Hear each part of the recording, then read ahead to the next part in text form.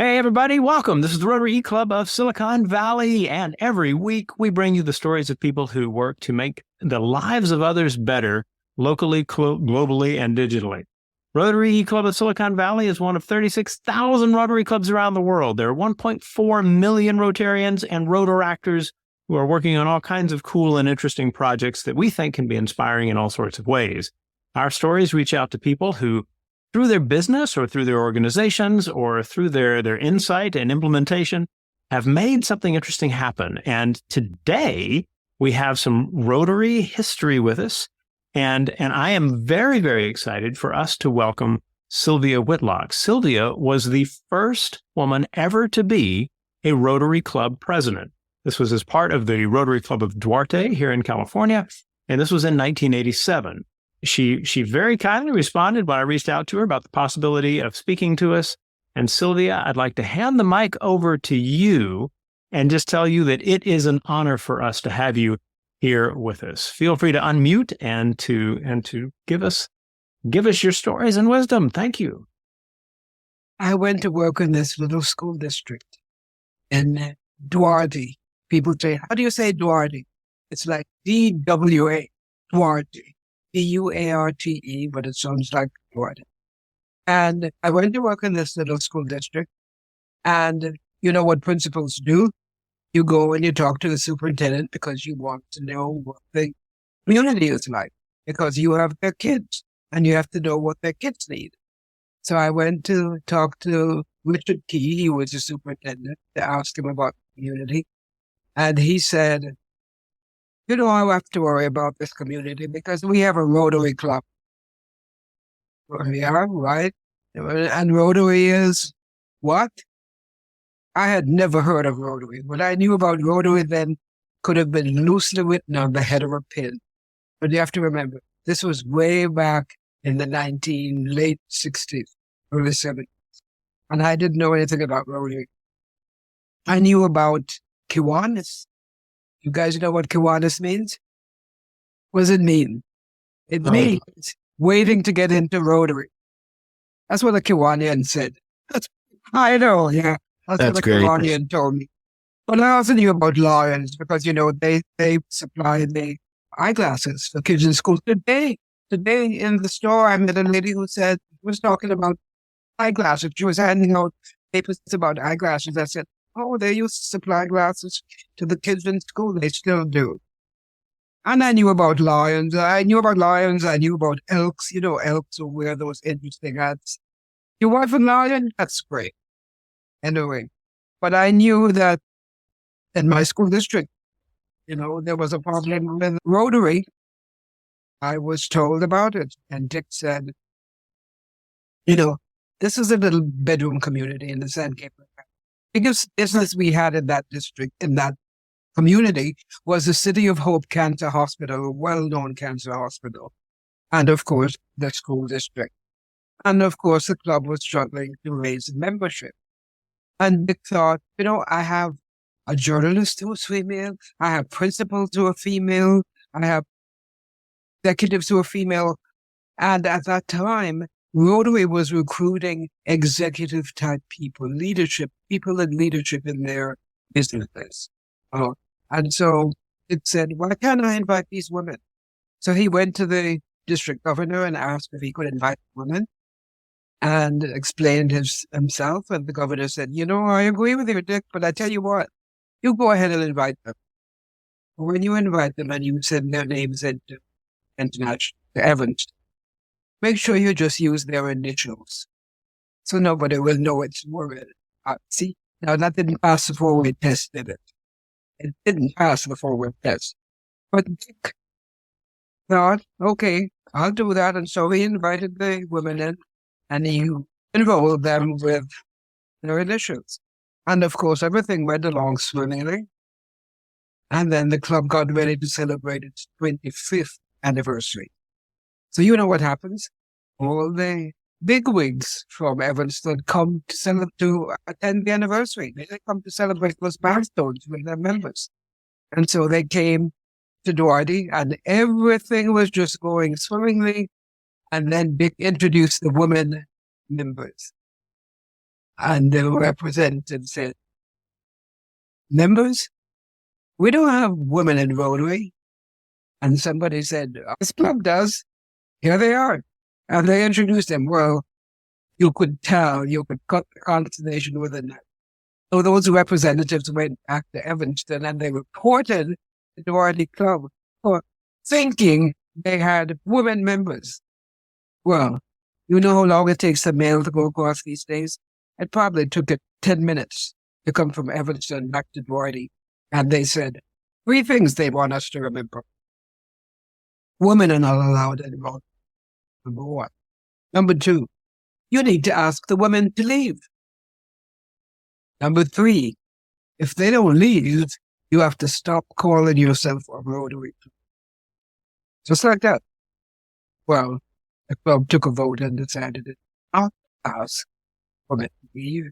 And Bill Brooks, who was one of our members at the time, said, that's okay. We don't have to call ourselves a Rotary Club. We'll just call ourselves Ex-Rotary Club of Duarte. And we put a big X over the Rotary pin. Gee, I used to have it here to show you. Put a big X over the little Rotary pin, and we renamed ourselves the Ex-Rotary Club of Duarte. Wow. We were, we think it's funny. We were the Ex-Rotary Club of Duarte for 11 years. 11 years. Well, we decided we would appeal to the Council on Legislation. And the council was meeting that year in Tokyo because we tried to appeal to the board for them to get women. And we were told the board wouldn't listen to people who were not members. But the Council on Legislation would. So we appealed to the Council on Legislation, which was meeting that year in Tokyo. Well, it was an interesting situation, however, because when the issue came up for consideration, it wasn't whether women should be members of Rotary. The issue that came up was, did the Rotary Club of Duarte violate Rotary's bylaws by inviting women? Well, hey, everybody knew we had. The answer was clear, and I was cast a vote that resulted in women not being allowed at that time was 1,000 to 34. Well, there were 34 delegates at the COL who believed that women should be in Rotary. And guess what? I met one of them on a train in Calgary when the Rotary convention was in Calgary. I was riding on a train on my way to the convention center, and I was sitting across from a man and his wife, and they were all tagged. And you know how we used to wear tags on the street, but we don't do it anymore. They were all tagged, as was I. And so we were reading each other's tags, and the gentleman said, Rotary Club of Duarte, isn't that the club that invited women? I said, yeah, and here we are. I was really excited about it. Maybe I'm a little too excited. And he said, I voted to have women. He said, I was at the COL and I voted to have women in Rotary because I always thought they should be there. And his wife, who had been sitting really quietly next to him, said, well, I didn't think so then, and I don't think so now. And I thought, did I say something? Did I do something? Did I have my tag on wrong? I couldn't imagine what had happened. Well, there were a lot of women at that time who didn't want their husbands going to Rotary. She said, we don't want our husbands going to Rotary with meetings at night and meeting with women and who knows what. I said, okay, so it's the men's problem there. They're not trustworthy. So we can't invite women there because they might entice them. Well, there's a little bit of information, little known bit of information.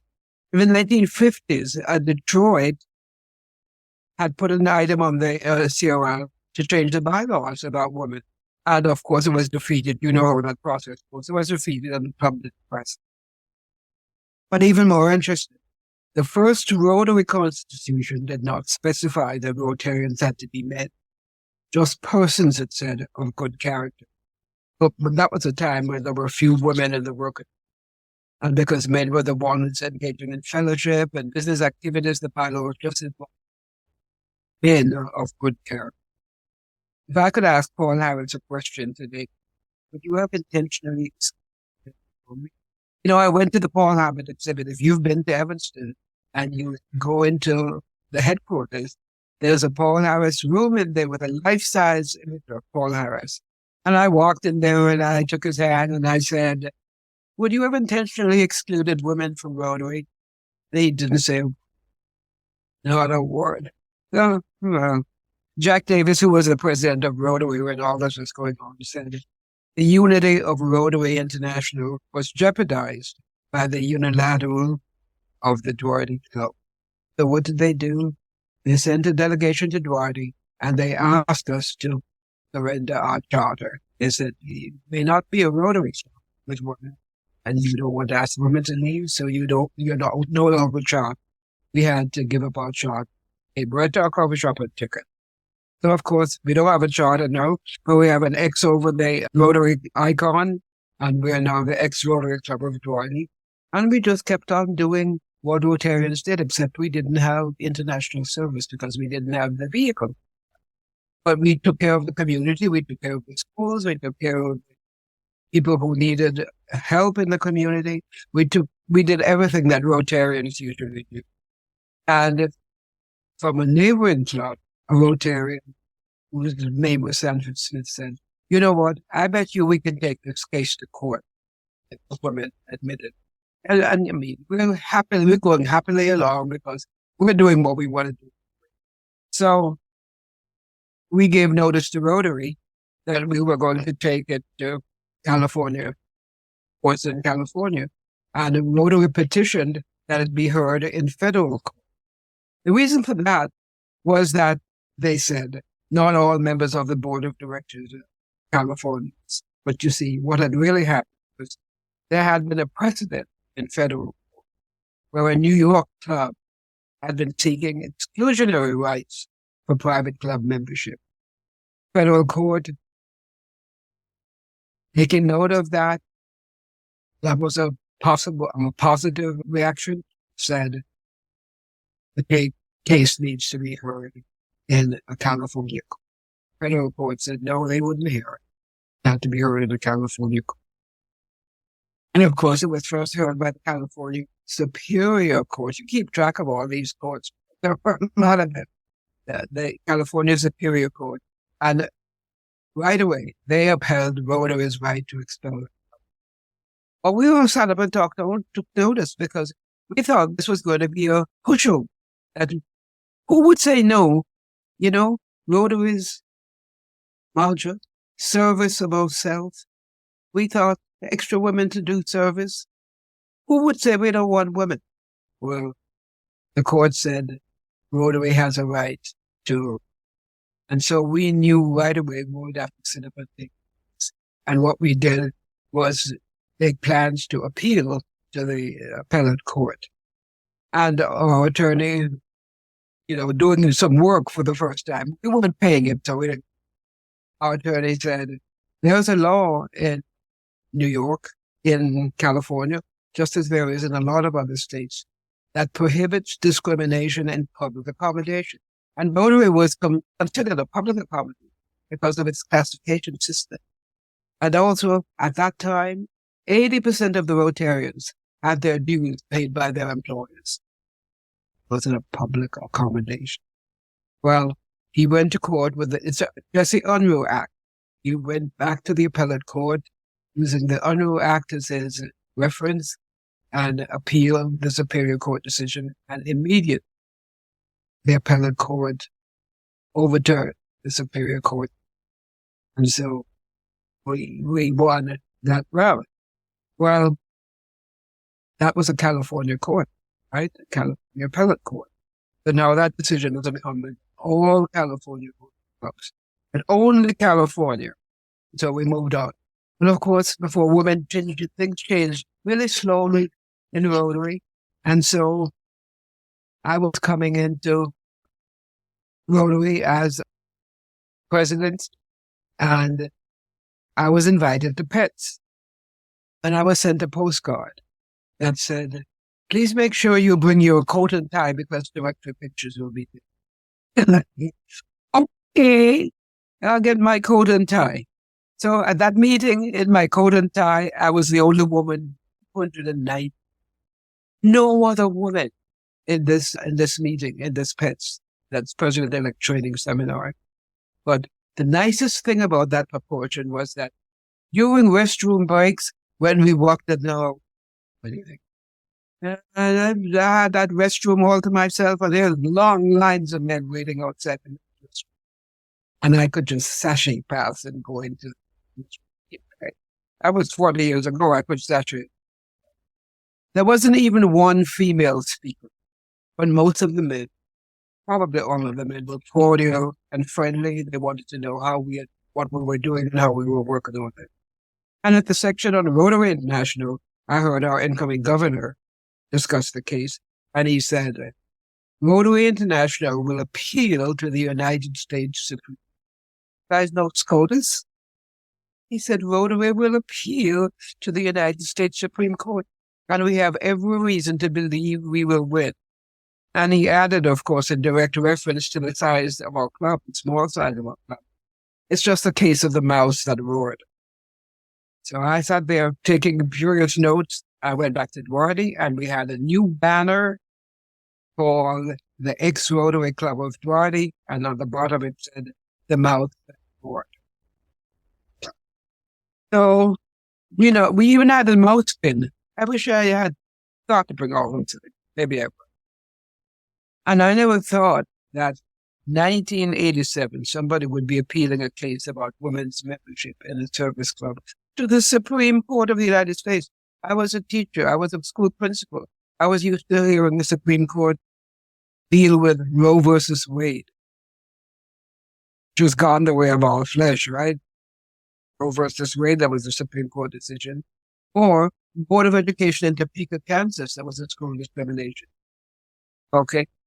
But membership in a service club, why would they want to hear it? See, I wasn't very smart. I wasn't thinking about the civil rights aspect of that case. And that's what grabbed the Supreme Court, the civil rights aspect.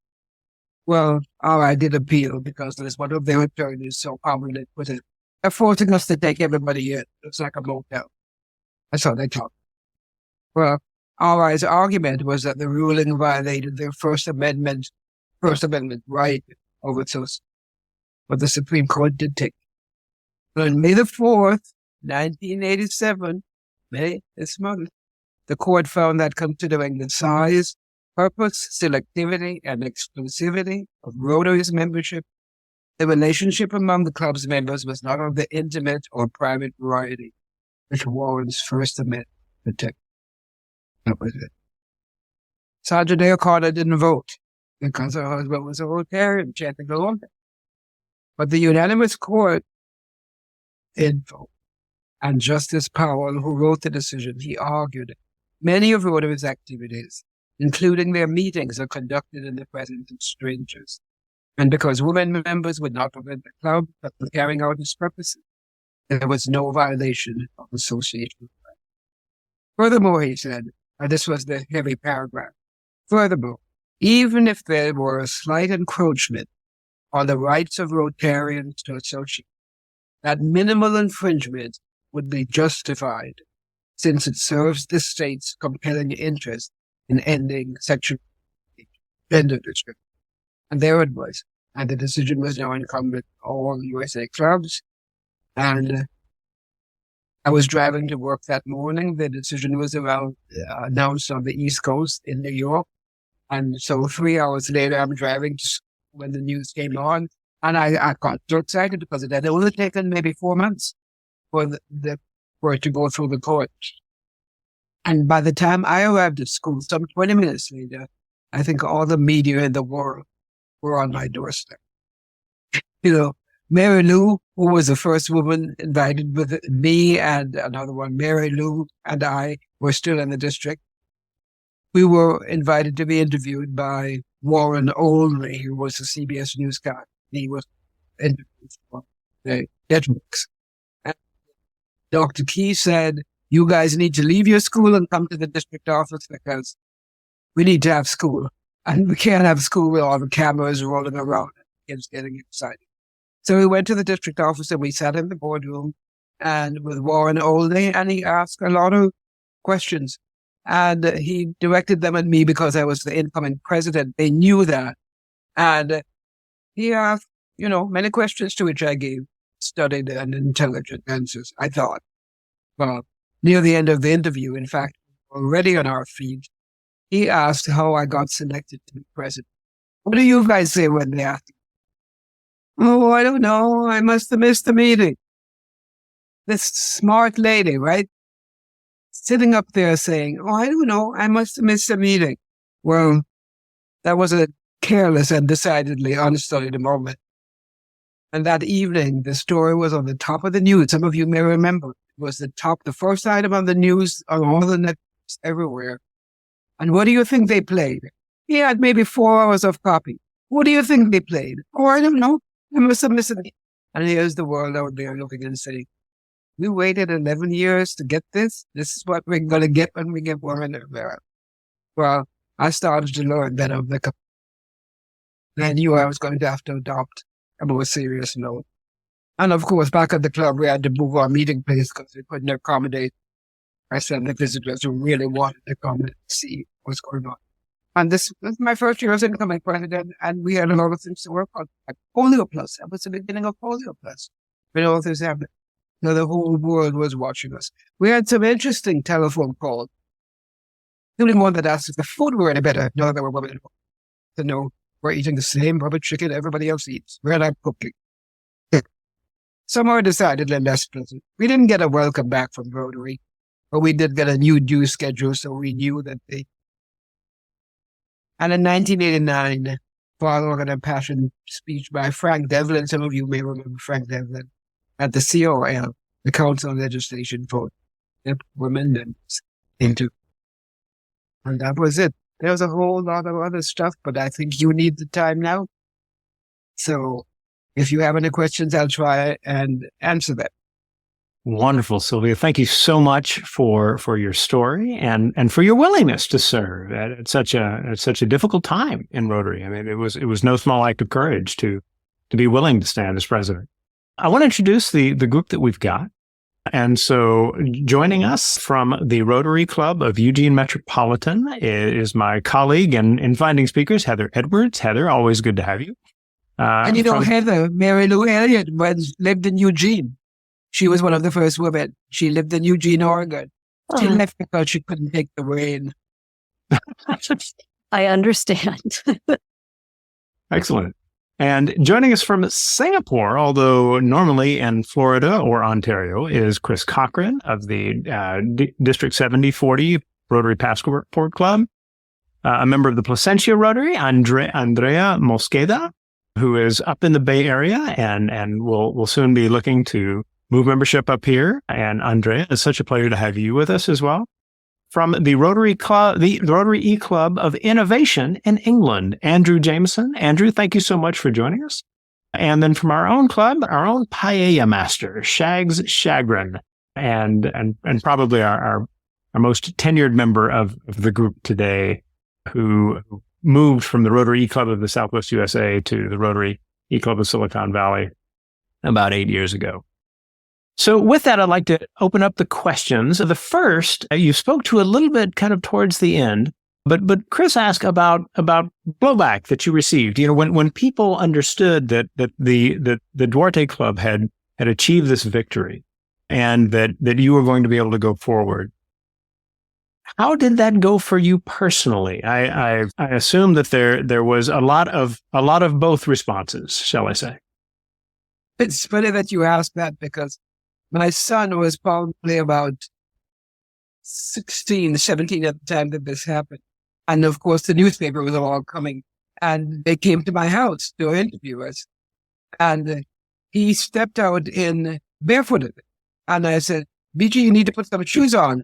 And I said to the photographer, you're not taking a picture of his feet, are you? And he said, no. And the next day on the front of the Claremont Courier was BG barefooted. So we learned a lot of things that way. But how did it go for me? It was fine. We just kept on doing what we had been doing before. And it was an almost imperceptible change. There was no line of demarcation of before Rotary and after Rotary, except that we could get into our international projects once we became Rotary. Excellent. And we had to wear a wheel. Well, very, very cool. Your hand is up, Andrew. So if you want to unmute and go ahead and ask your question. Yeah, thanks for your presentation, and thanks very much for leading the way, so to speak. I wouldn't have transferred my membership of Rotaract in Woking many years ago to my current Rotary Club of Woking District until they actually had the vote to allow women into each individual club, because that, I think, I can't quite remember, but I think that's what had to happen in each club. And yes, it has made a difference in locally. We've had several women presidents, and we got rid of the single gender aspect. And I think it's vitally important to have both sexes in a club. We all have our own strengths, and we can all bring things to the party. So all I'll just say is thank you. I don't think there's any particular question, but you can comment on it if you want. It's really interesting what you say, because it's all right. There was a time when men were doing all the work in the world. And they were the ones in business. They were the ones who were prominent in business, and the women were at home with the kids. But that changed over the years, except Rotary didn't change with it. Rotary was very slow to change that part. So that's what we were advocating for women, because they were out there in the world and we wanted to join. I mean, I knew about United Way, and that when they would come out of my feet, they can go into United Way. But as far as community service was concerned, that was what we were doing. We wanted to be out there with our hands in it, just the way women and men today work together. That's what we wanted. That's what we got. And what we still want. It's a long time. Do you believe it took 11 years for us to do that? Went through 3 courts. 11 years. Speaking of the courts, Andrea asks, after the Supreme Court decision, did you see a rise in membership from folks who identify as people of color or other minority groups? Well, one of the first questions I got after the decision was, now that you have women in Rotary, you're going to get blacks in Rotary? Yeah, that was the question. And I said, actually, we killed those 2 birds with 1 stone. We got a black woman. But with DEI and with all the things, it's not just women. We've had LGBT people who have said, is it okay for us to be in Rotary? And how does Rotary feel about it? And all kinds of people who have different identification. And it's DEI says it's open to everyone who wants to. And that's what we're doing. Wonderful, Sylvia. The one question that I think of when I think of my experience in a previous Rotary Club was that there was an issue of having a member who was acting in such a way as to make it uncomfortable for women in that club. And one of the difficult pieces of that was that the club and the district mostly just didn't want to deal with it. Right? They just kind of hoped the problem would go away. Yeah. How do we better equip our members to be active in making Rotary a space that is comfortable for everybody? And you're right. A space that is comfortable for everyone. So today, a final question for today. You've inspired us. Can you tell us about some of the Rotarians who have inspired you? Oh, lot of special Rotarians have inspired me. A lot of past presidents. Of course, at the top is Jennifer Jones. And by the way, when Jennifer was here last year for the Rose Parade, I took her to Duarte and showed her the building and showed her the room. I think some of you may have seen it on Facebook. I think she put a little blog on, a little posting on Facebook. And I took her to show her where it all started, where it all happened. But Jennifer has been there. Roger Yagbe have said lots of interesting things. There are a lot of people in Rotary who have inspired me, that people I've met just dated. I have a great deal of respect for, and I'm looking towards like McNally, who was coming in, who was going to be a really good president from Scotland, and another whole string of women who are coming in after Jennifer. And I learned something everywhere I go. And I'm looking forward to going to Singapore again.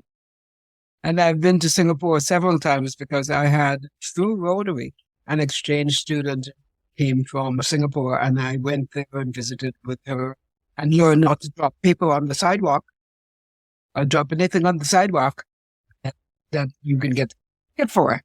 And so on. So, out of people. But Jennifer stands out for me because I look at her this year and I think there must be 10 Jennifers. I don't know how she can be in all the places where she is this year. And she's doing a good job in making sure she touches base with all the rules. Wonderful. Well, I'll wind things down for the recording. And Sylvia, we will pass it back to you for the final word in just a moment. But all of you who have watched this recording, thank you for taking your time to spend with us, with the Rotary E-Club of Silicon Valley. It is our goal to record programs that inspire us to see our own potential to be difference makers in our communities and in the lives of others. We ask that you do a couple of things if you are on our page, on our SiliconValleyRotary.com page. And that is to scroll down a little to let us know you were here through the attendance form. By doing so, you'll receive an email that will be something you can pass along to your club secretary to make up a miss. If like Shags, you're working on 40 plus years of perfect attendance. And then a little farther down is our forum, and tell us what you thought of the program as well as the other elements of the meeting. It's one of the ways in an online and asynchronous club we have the chance to share ideas. If you are on our YouTube, feel free to like this particular program and to subscribe to our channel. We believe that the stories we share are the kinds of things that will make your life better as well. As we always like to do, we hand it back to our speaker for the final word. Sylvia, thank you again for the time you spent with us, and I invite you to add the last thought for the recording. Two things. I would like to put in your heads, in your memory, in your action, a school I support in India. It's the Payali Learning Center. It's in Payali, India. It's just outside of Kolkata. If you ever want to support a good place, we started the school probably 12 years ago in a little village that girls never knew anything about school. Now there are about 220 girls. The year that I was district governor, we raised $90,000 and built a 4-story school in that little community. And last year, we graduated 3 girls who went to nursing school and came out professional midwives. Can you believe it? From a little village where they didn't even know there was. And there's a 4th one who's here up in San Luis Obispo who's going to medical here. Okay, so that's one thing. The other thing that I want you to remember is to invite people to join you. Wear your pin all the time. I wear my pin all the time. Wear your pin when you go home. I fly a lot. And if you ever want to attract somebody's attention with your pin, just drop it on the floor. Ever try to pick up anything off the floor in front of you on an airplane? Impossible. And while you're struggling to pick it up, that person who's sitting next to you, if they would make a good Rotarian, they might, can I help? What are you trying to get? And you say, my Rotary pin. And they say, Rotary? What's Rotary? And you know those little blue cards that you hand out, what is Rotary? Keep those all the time. A little elevator speech. And give it to him. Refer him to a Rotary club, and get your pin. So, and when you go home at night, take off the pin and put it on your pajamas. I mean, your pajamas. Put on your pajamas. The person who is sleeping next to you is saying, why are you wearing that on your pajamas? And you tell them how important Rotary is. So you know what? Next morning, at work, wherever, near the coffee pot or the water pools, they'll say, you know what my wife did last night, or you know what my husband did last night? They put the Rotary pin on their pajamas. And that person will say, Rotary? What's Rotary? There's another opening. You have another person to invite you. And that's how you keep the lake. And remember, invite young people to You want them to grow up in Rotary. They can be Rotaractors. They talk about interactors. You can talk about interactors, but invite them to Rotary so they know about it. And thank you for asking me. It is our pleasure. We thank you, and we thank all of you for watching. We'll see you next week.